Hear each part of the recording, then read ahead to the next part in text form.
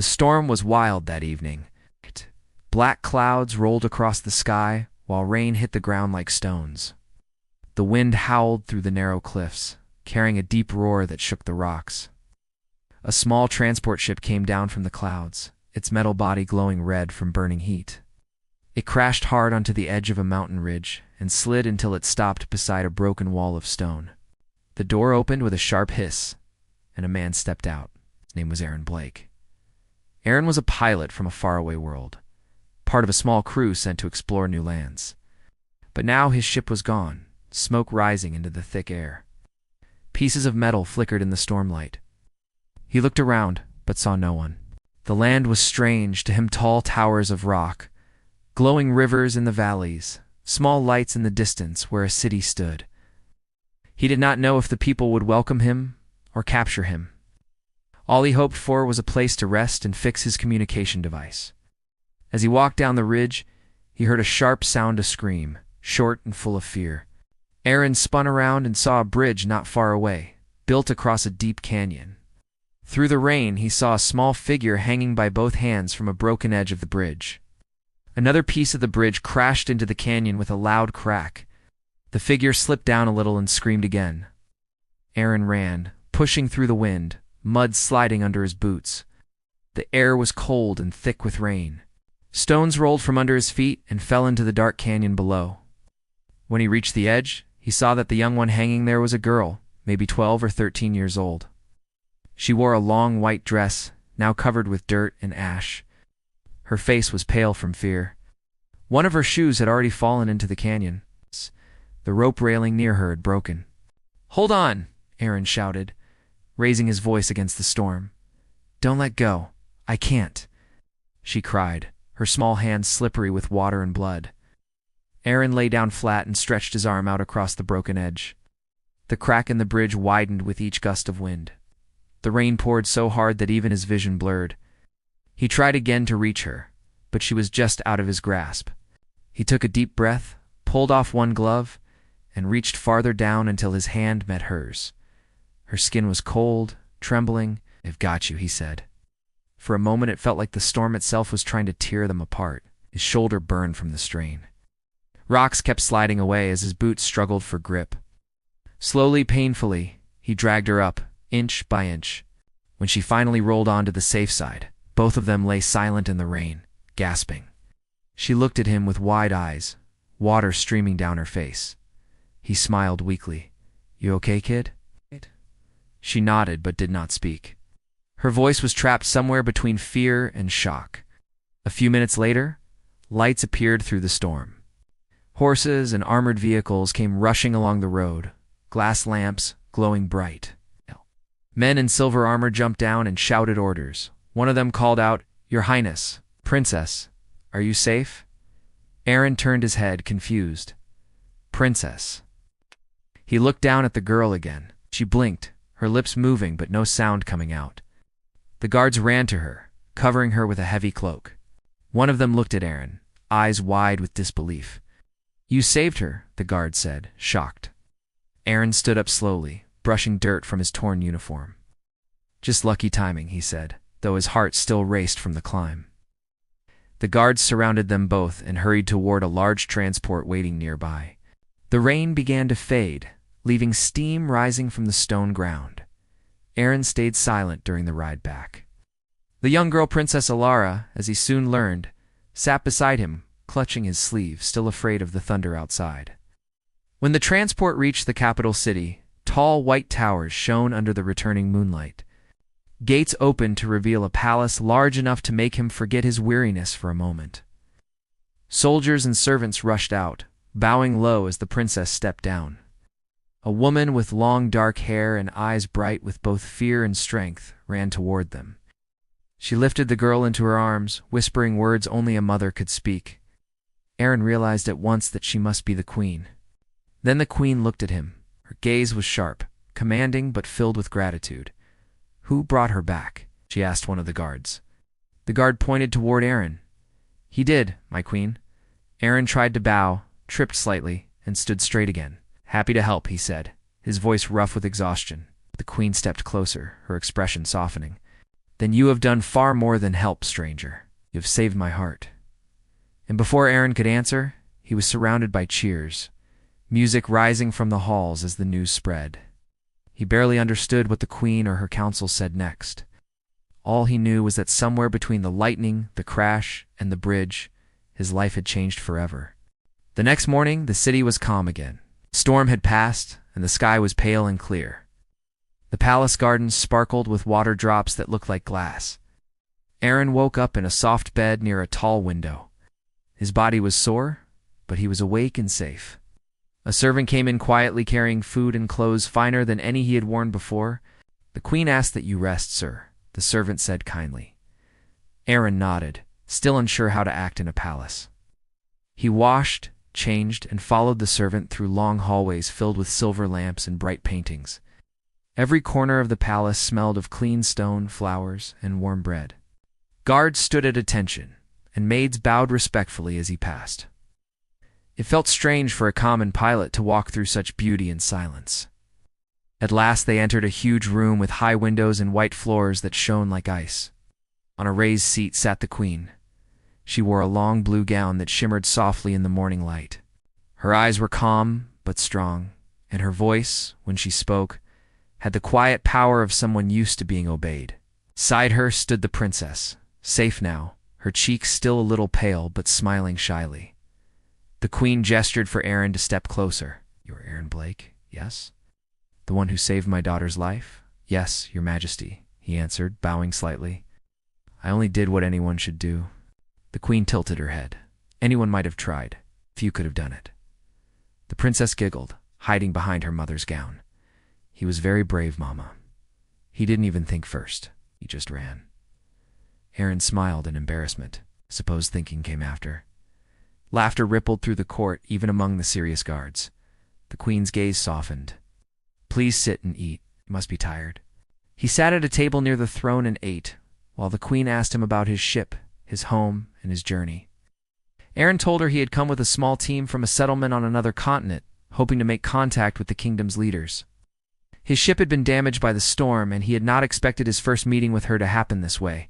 The queen listened carefully. "Your world faces hardship?" she asked. Aaron sighed. "Like many places, yes. Food is scarce. The weather grows worse every year. People need hope, something to work for. That's what we were sent to find: new allies, new friends." The queen nodded slowly. "Then your path and ours cross for a reason. Our kingdom has known peace for many years, but peace is fragile. There are powers beyond our borders that seek our weakness. Maybe your arrival reminds us that courage still exists where comfort has made us slow." Her words carried a weight that made Aaron straighten. He bowed again. "If I can be of help, I will." That night, the queen called a meeting with her close advisors.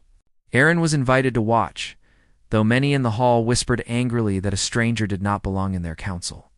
He could feel their eyes on him, sharp and doubtful. The queen rose from her seat and silenced them. "You speak of trust," she said. "But he pulled my daughter from death itself. Shall I not trust the man who gave her back to me?" No one answered. Aaron did not know how to respond either. He simply stood quietly, unsure if he was meant to feel honored or uncomfortable. The queen turned to him once more. "Aaron Blake," she said, "you came here by fate, yet fate is often wiser than choice. I offer you a place among us not as a servant, but as a friend of the crown. Teach my guard what you know of your world's tactics and discipline.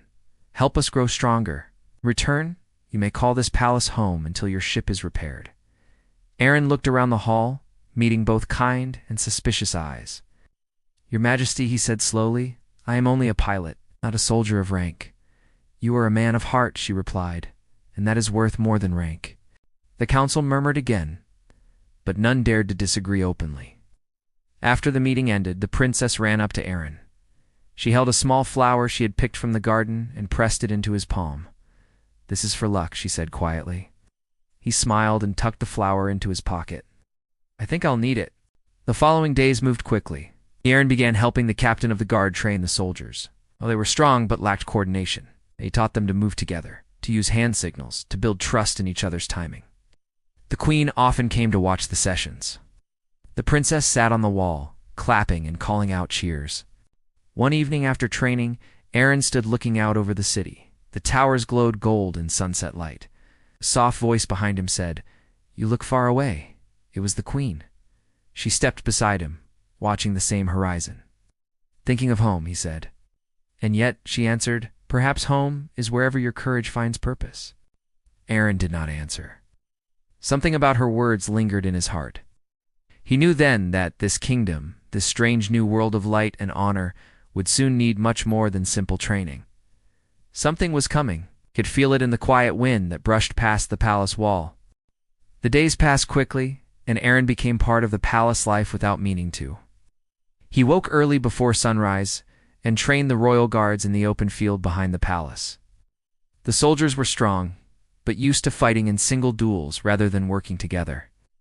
Aaron made them march in lines, move in silence, and watch each other's backs.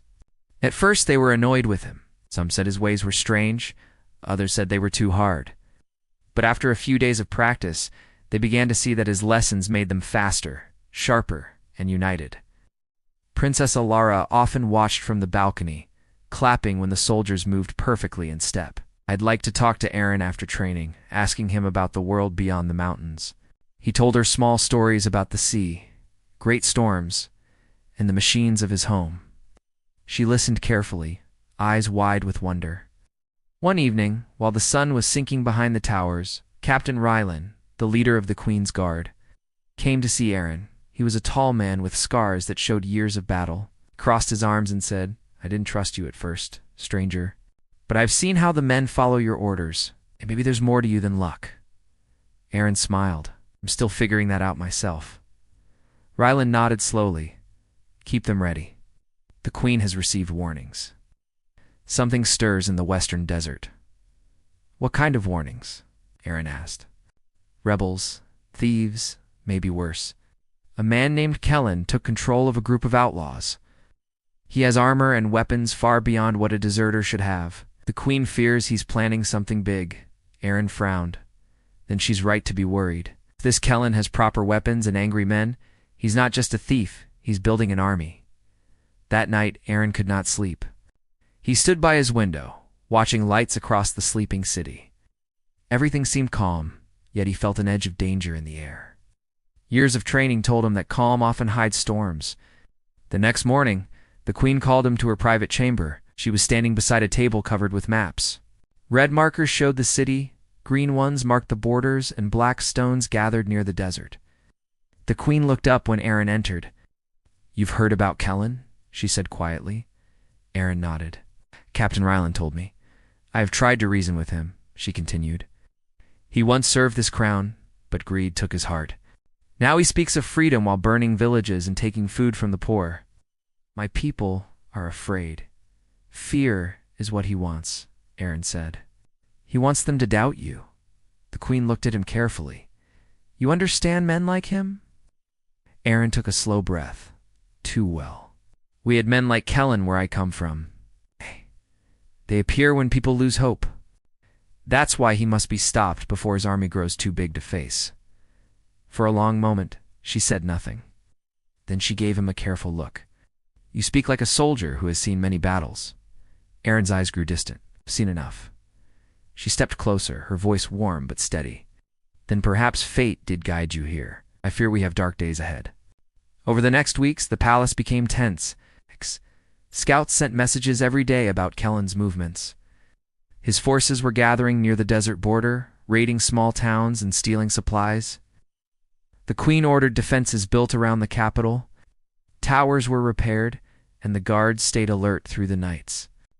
Aaron worked harder than ever, trained new recruits, drew maps, and taught them defensive lines and fast response formations. The soldiers began to respect him deeply. They called him the man who moves like thunder. Though he laughed at the name, it reminded him that they believed in him. One afternoon, as Aaron was setting up drills, the princess came running to him. She was holding a small bird in her hands, wings trembling. "It fell from the tower," she said sadly. Aaron gently took the bird, checked its wing, and set it back on a branch. "Sometimes," he told her, "we fall so we can learn to fly right next time." She smiled, though her eyes were a little worried. Aaron looked toward the desert where the wind carried dust into the sky. "Not if we stand together," he said. Later that week, a messenger came riding at full speed through the city gates, his clothes covered in sand. He collapsed before the throne room and gasped, "Kellen's army has begun to march." The queen rose at once. Every voice in the chamber fell silent. Her face was calm but pale. She said only one thing: "Prepare the city." As the guards rushed out with orders, Aaron felt the heavy quiet of destiny. This was no small raid. It was war. He turned to Captain Rylan. "We have little time." Rylan nodded grimly. "Then let's make every moment count." When the evening came, the palace lights burned bright across the rooftops. From the high balcony, Aaron could see soldiers gathering, banners raised and shields ready. The queen stood beside him, watching the horizon where darkness gathered. "We will not run," she said softly. Aaron nodded. "No, Your Majesty. Ulfatand will win." The wind blew stronger. Dust rolled across the plains like a golden wave. Far beyond sight, an army moved closer. It sounded like thunder under the earth. The calm before battle had ended. A new chapter had begun. The first light of dawn touched the edge of the city walls as the sound of war drums rolled across the plains. Aaron stood high on the rampart, his uniform dusty, his eyes fixed on the horizon. The enemy army had arrived. Long dark lines of soldiers stretched far into the valley below, their banners flapping in the cold morning breeze. The sound of marching feet was like a slow heartbeat against the ground. The queen's flag fluttered above the palace tower, bright and steady, even against the coming storm. Captain Rylan came to stand beside Aaron. His armor was scratched, but his face was calm. "They will try to break the west gate first," he said. "It's our weakest wall." Aaron nodded. "And that's where we'll make our stand." He looked around at the guards, their faces pale but determined. "Remember," he called out, "we are not fighting for land or gold. We are fighting for our homes, our families, and our queen. Hold the line no matter what happens." The soldiers raised their weapons in answer. Aaron felt a mix of fear and pride run through him. These men had trained hard and believed in each other. He hoped it would be enough. The first wave of the attack began. Arrows flamed through the sky like falling stars. They struck the walls, the gates, and the rooftops. The guards lifted their shields and ducked behind cover. The heavy sound of catapults followed, shaking the ground. Dust and smoke filled the air. Still, Aaron stayed on the rampart, shouting orders, guiding movements, signaling when to return fire. When the attackers reached the gates, the fight turned fierce. Men clashed with swords and spears. The noise was endless metal, striking metal, voices yelling, the cries of pain mixing with the roar of battle. Aaron moved through the chaos, helping the injured, pushing back the enemy where the line wavered. Every second felt longer than the last. He could hardly breathe through the smoke. Then a loud explosion shook the west gate. Wooden beams flew apart. Through the smoke came Kellen's armored riders, leading the charge. Their dark armor gleamed red in the firelight. Aaron shouted, "Fall back to the second wall. Close the inner gates." The soldiers obeyed quickly, retreating in an orderly line. Inside the second defense ring, they formed tight groups again. Queen's guards moved among them, helping hold the gate. Through the noise, Aaron saw Kellen himself riding forward. He was tall and broad, his face hidden behind a scarred helmet.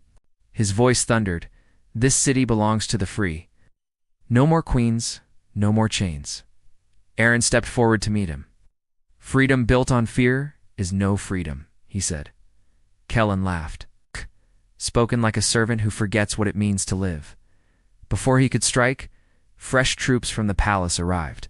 The queen had sent her personal guard, shining in silver armor. The sight lifted everyone's spirits. With renewed strength, Aaron led the counterattack. They surged forward, pushing Kellen's men back inch by inch. The battle raged through the narrow streets, turning every corner into a storm of fire and steel.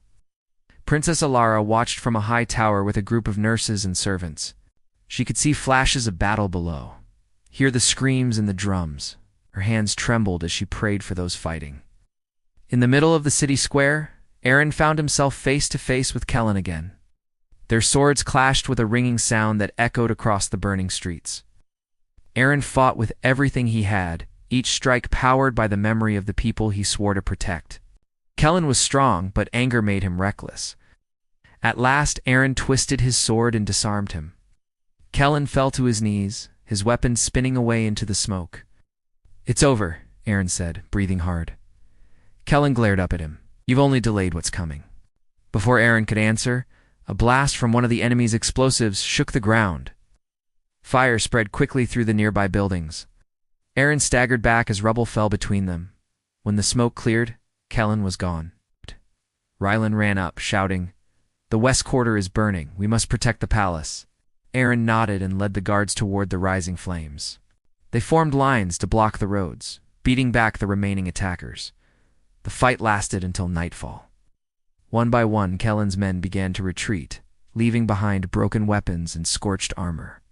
The city still stood, though wounded and scarred.